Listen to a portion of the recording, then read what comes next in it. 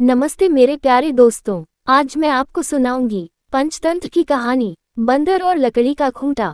दोस्तों, एक समय शहर से कुछ ही दूरी पर एक मंदिर का निर्माण किया जा रहा था।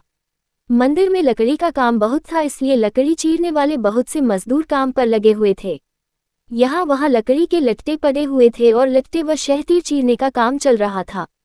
सारे मजदूरों को दोपहर का भोजन करने के लिए शहर जाना पड़ता था, इसलिए दोपहर के समय 1 घंटे तक वहां कोई नहीं होता था। एक दिन खाने का समय हुआ तो सारे मजदूर काम छोड़कर चल दिए। एक लट्टा आधा चिरा रह गया था। आधे चिरे लट्टे में मजदूर लकड़ी का किला फंसाकर चले गए। ऐसा करने से दोबारा आरी घुसाने में आसानी रहती है। तभी वहां बंदरों का एक दल उछलता कूदता आया। उनमें एक शरारती बंदर भी था, जो बिना मतलब चीजों से छेड़छाड़ करता रहता था। पंगे लेना उसकी आदत थी। बंदरों के सरदार ने सबको वहां पड़ी चीजों से छेड़छाड़ न करने का आदेश दिया। सारे बंदर पेड़ों की ओर चल दिए, पर वह शैतान बंदर सबकी नजर बचाकर पीछे रह गया और लगा रंगेबाजी करने।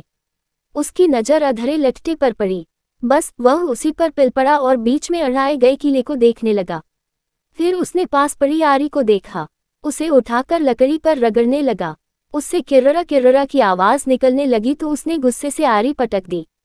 उन बंदरों की भाषा में किर्ररा किर्ररा का अर्थ निखट्टू था। वह दोबारा लट्टे के बीच फंसे किले को देखने लगा। उसके दिमाग में कौतूहल होने लगा कि इस किले को लट्टे के बीच में से निकाल दिया जाए तो क्या होगा। अब वह किले को पकड़कर उसे बाहर निकालने के लिए जोर आजमाइश करने लगा। लट्टे के बीच फंसाया गया किला तो 2 पार्टों के बीच बहुत मजबूती से जकड़ा गया होता है, क्योंकि लट्टे के 2 पार्ट बहुत मजबूत स्प्रिंग वाले क्लिप की तरह उसे दबाए रहते हैं। बंदर खूब जोर लगाकर उसे हिलाने की कोशिश करने लगा। किला जोर लगाने पर हिलने व खिसकने लगा तो बंदर अपनी शक्ति पर खुश हो गया। वह और जोर से खौं खौं करता किला सरकाने लगा। इस धींगा मुश्ती के बीच बंदर की पूंछ 2 पार्टों के बीच आ गई थी, जिसका उसे पता ही नहीं लगा। उसने उत्साहित होकर एक जोरदार झटका मारा और जैसे ही किला बाहर खींचा, लट्टे के 2 चिरे भाग फटाक से क्लिप की तरह जुड़ गए और बीच में फंस गई बंदर की पूंछ। बंदर चिल्ला उठा। तभी मजदूर वहां लौटे। उन्हें देखते ही बंदर ने भागने के लिए जोर लगाया तो उसकी पूंछ टूट गई। वह चीखता हुआ टूटी पूंछ लेकर भागा। कहानी सुनाकर करतक बोला, इसीलिए कहता हूं कि जिस काम से कोई अर्थ न सिद्ध होता हो, उसे नहीं करना चाहिए। व्यर्थ का काम करने से जान भी जा सकती है। अरे, अब भी पिंगलक जो शिकार करके लाता है, उससे हमें भरपेट भोजन तो मिल ही जाता है। तब बेकार ही झंझट में पड़ने से क्या फायदा। दमनक बोला, तो तुम क्या केवल भोजन के लिए ही जीते हो? ये तो ठीक नहीं। अपना पेट कौन नहीं भर लेता। जीना तो उसका ही उचित है, जिसके जीने से और भी अनेक लोगों का जीवन चलता हो। दूसरी बात ये कि शक्ति होते हुए भी जो उसका उपयोग नहीं करता और उसे यूं ही नष्ट होने देता है, उसे भी अंत में अपमानित होना पड़ता है।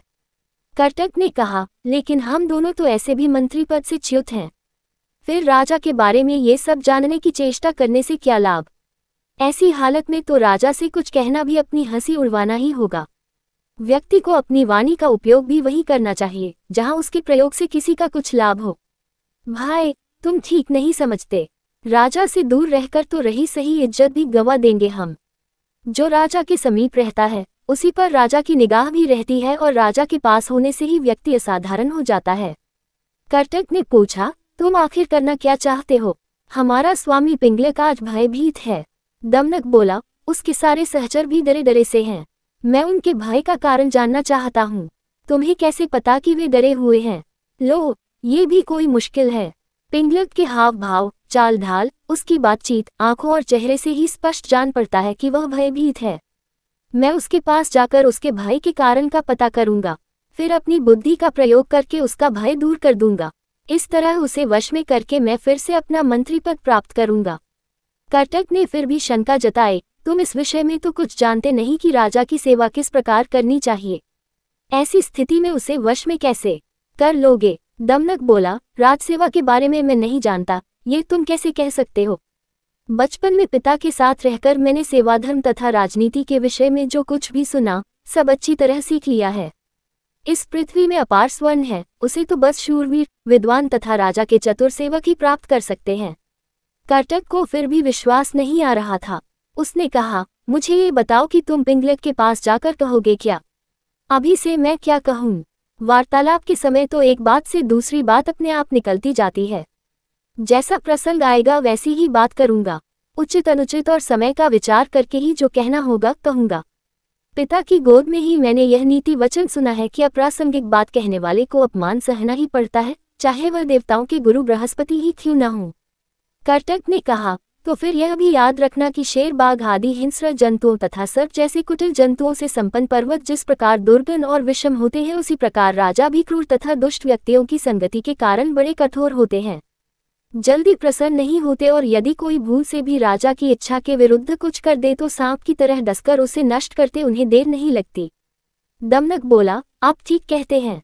बुद्धिमान व्यक्ति को स्वामी की इच्छा के अनुकूल कार्य करके उसे प्रसन्न करना चाहिए।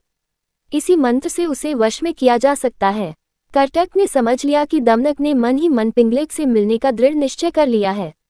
वह बोला, ऐसा विचार है तो अवश्य जाओ, बस मेरी एक बात याद रखना कि राजा के पास पहुंचकर हर समय सावधान रहना। तुम्हारे साथ ही मेरा भविष्य भी जुड़ा है। तुम्हारा पथ मंगलमय हो। कर्तक की अनुमति पाकर दमनक उसे प्रणाम करके पिंगलेक से मिलने के लिए चल पड़ा। सुरक्षा के लिए व्यूह के बीचों बीच बैठे पिंगलेक ने दूर से ही दमनक को अपनी ओर आते देख लिया।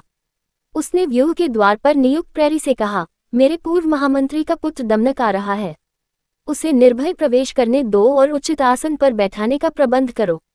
दमनक ने बेरोक टोक पिंगलेक के पास पहुंचकर उसे प्रणाम किया। साथ ही उसका संकेत पाकर वह निकट ही दूसरे मंडल में बैठ गया।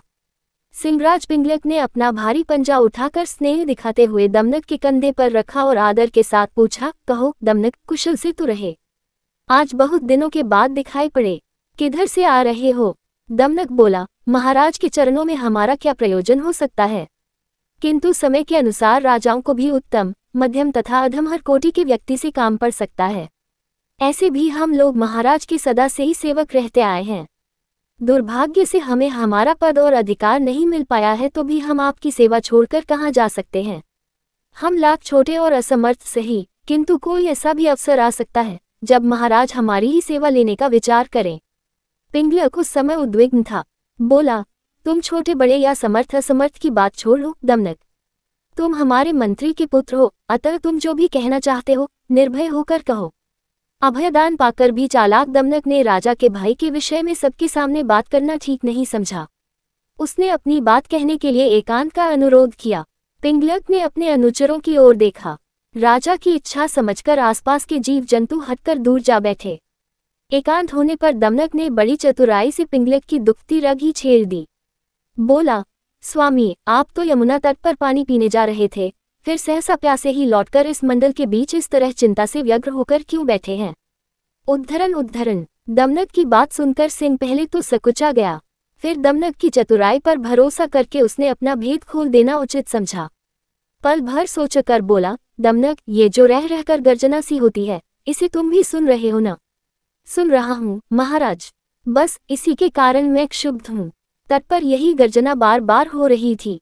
लगता है इस वन में कोई विकट जंतु आ गया है, जिसकी गर्जना ही इतनी भयंकर है, वह स्वयं कैसा होगा। इसी के कारण मैं तो ये जंगल छोड़कर कहीं और चले जाने का विचार कर रहा हूँ। दमनक ने कहा, लेकिन मात्र शब्द सुनकर भय के मारे अपना राज्य छोड़ना तो उचित नहीं है महाराज। शब्द अथवा ध्वनि का क्या है, कितने ही बाजों की ध्वनि भी गर्जना की सी बड़ी गंभीर होती है, और अपने पुरखों का स्थान छोड़ने से पहले पता तो करना ही चाहिए कि ध्वनि का कारण क्या है। ये तो गोमायु गीदड़ की तरह डरने की बात हुई, जिसे बाद में पता चला कि ढोल में तो पोल ही पोल है।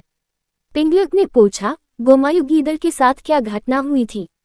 दमनक गोमायु की कहानी सुनाने लगा। कहानी सियार और ढोल की।